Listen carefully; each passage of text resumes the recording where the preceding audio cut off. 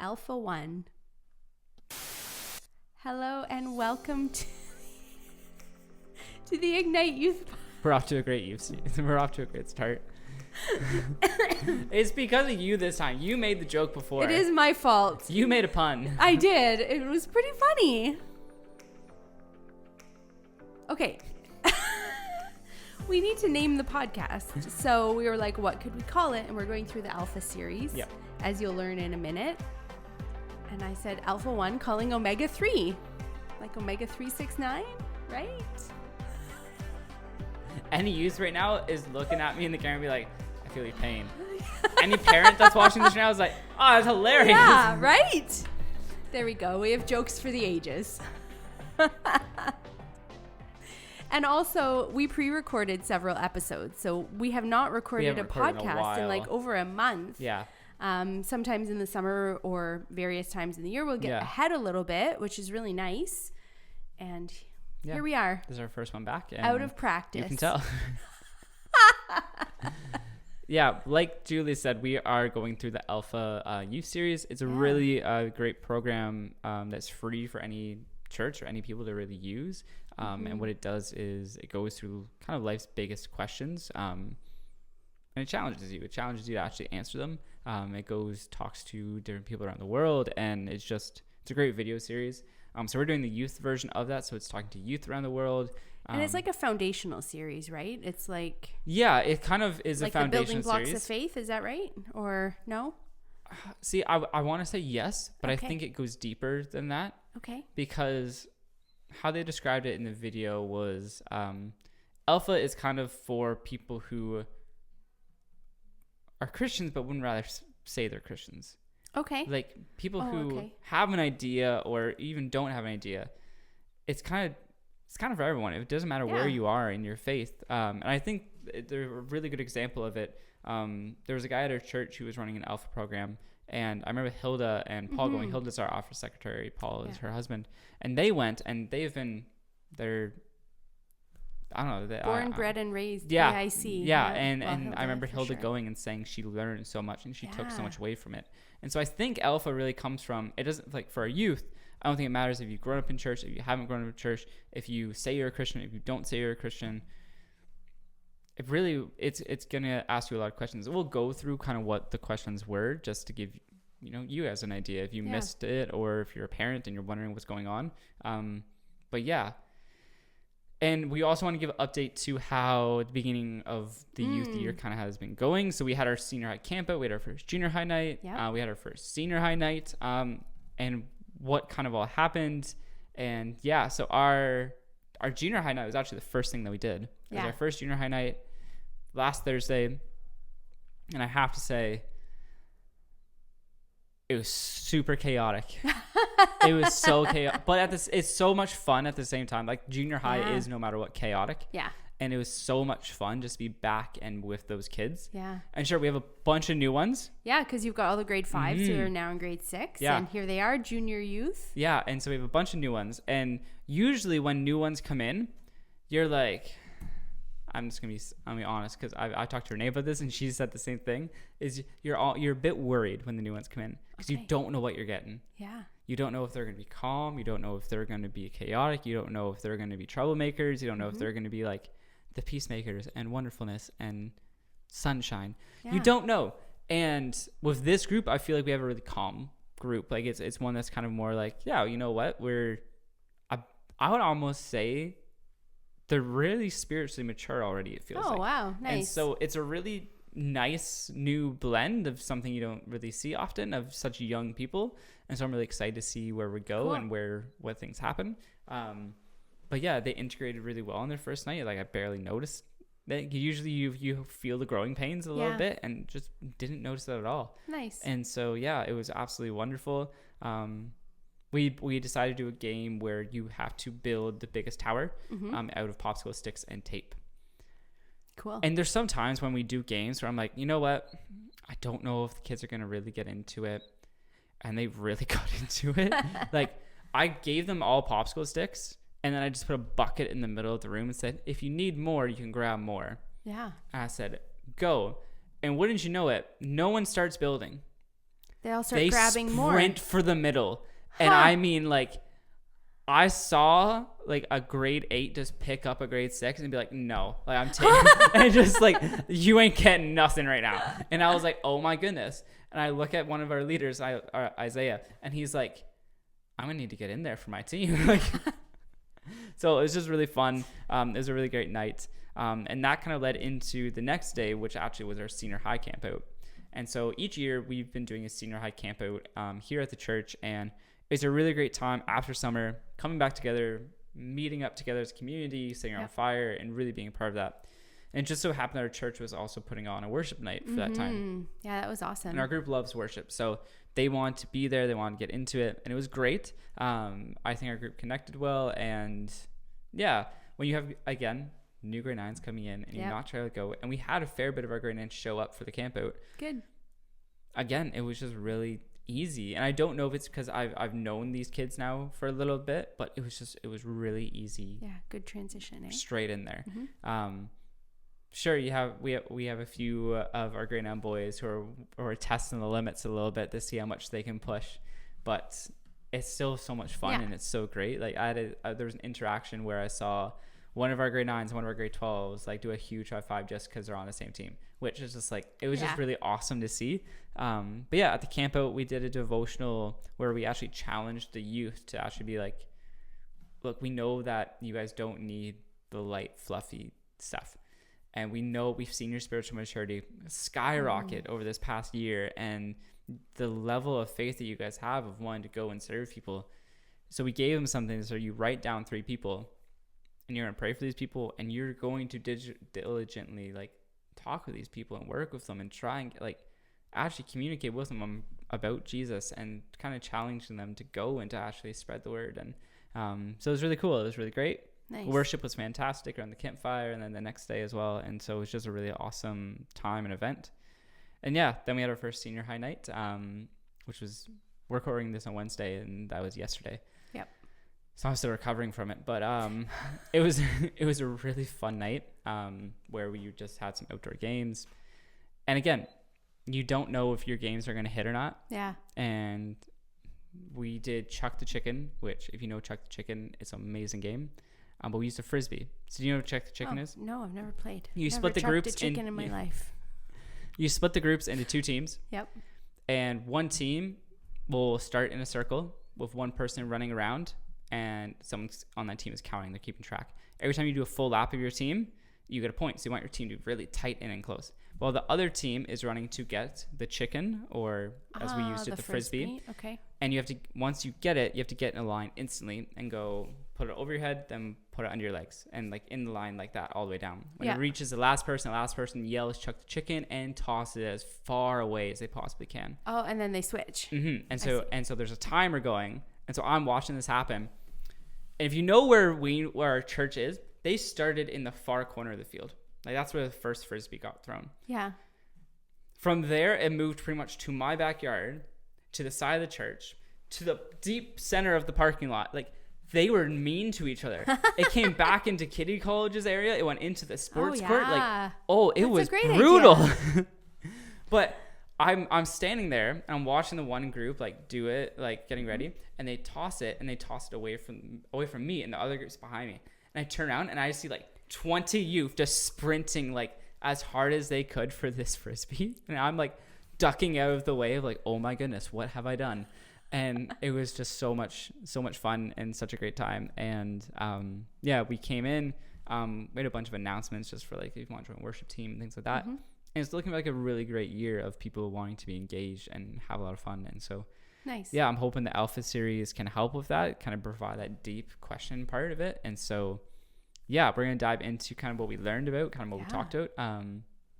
So our first episode of Alpha, and you think like, oh, first episode, intro episode, it's going to go off light and easy. And we said, life is it. Right off the deep end. Yeah. So we wanted to know and ask the question to the youth to really get them to think about it. Like, what really is life? Like, what, like, is this it? Like, is this all we're meant to do? Because what's the point of being here? What's the point of it? Yeah. Because a lot of times we answer questions on a daily basis. We do. We answer questions on a daily basis. We ask questions on a daily basis. And sometimes we ask, those really, really tough questions. What is my purpose? Yeah. Why am I here? What's the point of all this? And Alpha is a Christian video, and it takes everything from a Christian perspective. And so where it goes next is actually, it goes to Jesus. Mm-hmm. And so what does Jesus actually have to say about, you know, life and our purpose and all of this? And he says this. There's a few examples of scripture that they use, and one is where Jesus says, I am the bread of life. Mm-hmm. Another says, I am the way and the truth and the life. Part of what they also talked about was how in each one of us, we have this thing called a happiness bucket. Okay. And constantly we were trying to fill this happiness bucket. Like in life, we're trying to get our experiences, and we're trying to, you know, live on the edge a little bit and just always have a positive thing. But no matter what, it always keeps getting drained, and it always keeps being empty. Like we can never get it full. And so they had where someone shared a story about growing up in a broken home. By the age of 18, they said they wanted to commit their life to try and be a millionaire. And by the age of 35, they completed it. They owned a company. It was great. It was wonderful. Had the perfect family. Had like the, what's it called? Where you have like wife, boy, girl. Like this. $1 million family. Okay, $1 million family. Apparently that's what it's called. But had the $1 million family, was a millionaire, could travel, do whatever kind of wanted. And he still wasn't happy. And he started having epilepsy and started having seizures. And they had someone working in their home. The woman's name was Bonnie. And Bonnie said to this guy's wife, he said, you know, God told me that I should really pray for your husband. And he said, I mean, it's not going to do anything, but sure. Like, I like Bonnie. She's nice. Yeah. And he said when she prayed for him, he cried. He didn't no idea why, but it was nice. And then one of his neighbors actually went to the same church as Bonnie. So he asked him, he said, hey, are you going to church? You know, could I come with you? And he went to church, and during church, he realized through the word worship and the songs that just how much God actually loved him, and how all the things he was chasing out in the world of being a millionaire, having the perfect life, having all this, that happiness bucket just, it was never going to fill it, but really it's the love of God that actually fills that completely. Yeah. And so in life, it kind of talked about how all these things that we're focusing, all these things that we're chasing and trying to do, really what we need to base ourselves is on Jesus, is on God. And then Alpha kind of prompts the question, you know, what if you don't believe this? Like, what evidence is there for this? Why should you believe all of this? They use the C.S. Lewis quote, which I think is really important when it comes down to what they talked about. And this is the C.S. Lewis quote. It says, Christianity, if false, is of no importance, and if true, of infinite importance. The only thing it cannot be is moderately important. Which is saying that, you know, if we're wrong, if we're here and we're wrong, okay, no importance whatsoever. But if it's true, even a hint of it is true, it's the most important thing in the world, in the universe. And so it can't be this sense of just, like you said, I think when we talked about before, it's lukewarm or moderately important. It is of great importance. And yeah, so we talked about in youth group, you know, if God was true, what was one question you would ask him? And some of you say, you know, why would bad things happen, or why would, you know, why are the trees green, or why, like, just random questions, right? Yep. But something really important in there is, you know, this notion of we're able to imagine, you know, okay, if I can ask God a question, you know, I'll ask God this. But to really sit down to think about, you know, if God's actually real, like, what would I ask him? What would the actual question be? Oh, man. Just one? That would be tough. Exactly. And so it keeps going on about how Jesus is someone who, you know, he sat with people. He didn't just, you know, come for, you know, the mighty and the powerful, but rather came for all people. And he talks about how, you know, he's the bread of life, and talks about how he's the way, the truth, and the life. Like he's making these notions of he actually is life, and how we actually get life from him. And so, yeah, it was kind of a big intro kind of topic, talking about how, look, we're going to answer a lot of tough questions, but where we want to start you off with is how Jesus is our center. Yeah. How if you're asking questions, or if you're wondering, or if you're pondering, to look to Jesus. Because, we look to Jesus and people can say, oh, he was a really good religious figure, or he was, he was someone who lived, but did he do all the things? And it really comes down to, like, you can look at all the history. And Alpha says this, you can look at all the history. It's pretty clear. Yeah. Our faith is not built off of something that's just emotional. Mm-hmm. Sure, it is a very emotional, like, our relationship with God is very emotional, but a lot of it is based off actual historical evidence and fact. Yeah. Like, our faith and our relationship with Jesus is not based off of something that's just touchy-feely, but rather is built on stone. That is something that is true and that has happened through the life, death, and resurrection of Jesus. Well, and feelings are subjective too. Mm-hmm. Like, you and I could feel differently about something. Yeah, absolutely. Like, yeah.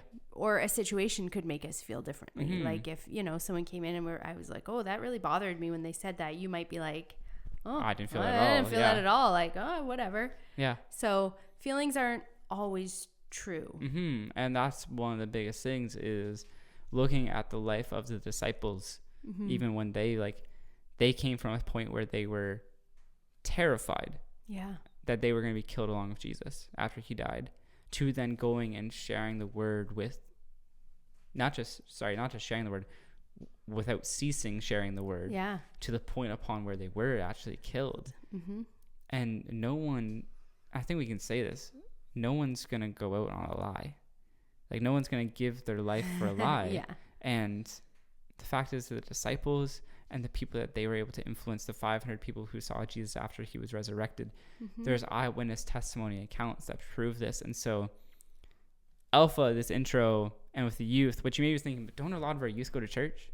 Don't a lot of our youth, they know this, they hear this, but it's not just something that is for people who haven't gone to church or who do go to church.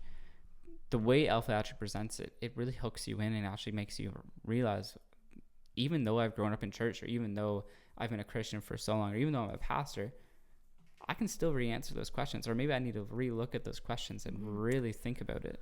Well, I think too, having grown up in church, I think that there comes a point in youth's lives where they go to church because their parents took them when they were kids. Yes, absolutely. So as kids, you almost don't really have a choice, but yet as a youth, as you get older, you've got more freedom, and it's the switch over from it being like, oh, the faith that my parents taught me to something that's my own. Yeah.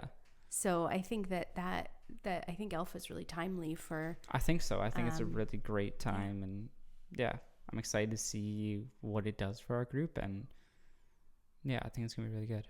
Awesome. Yeah. Is that all you've got? Are you wrapped it up? I think we wrapped it up. Perfect. Thank you, Pastor Wes. Yeah. If you're a junior high parent listening, is it too late to register for the retreat? No. When does that close? It closes on the 23rd. Okay, so you've got a couple days. I believe that's Sunday. It's Monday. Monday. Mm-hmm. If you're a junior high parent, you're interested in the retreat, but you have some questions, please send them to me. We want to be able to answer and help you get your youth on this retreat ASAP. Yeah. They're really amazing. They make such an impact in our lives and in the rest of the year. And so I encourage you, if you're thinking about even 1% of you is like, maybe I should go. For sure. It will make a difference. But yeah. Yeah, absolutely. Thank you. If you'd like to get in touch with Pastor Wes, you can reach him at wes@waynefleetbic.com. My email address is julie@waynefleetbic.com. So thank you so much for tuning in, and we'll connect with you next week. Have a great week. See ya.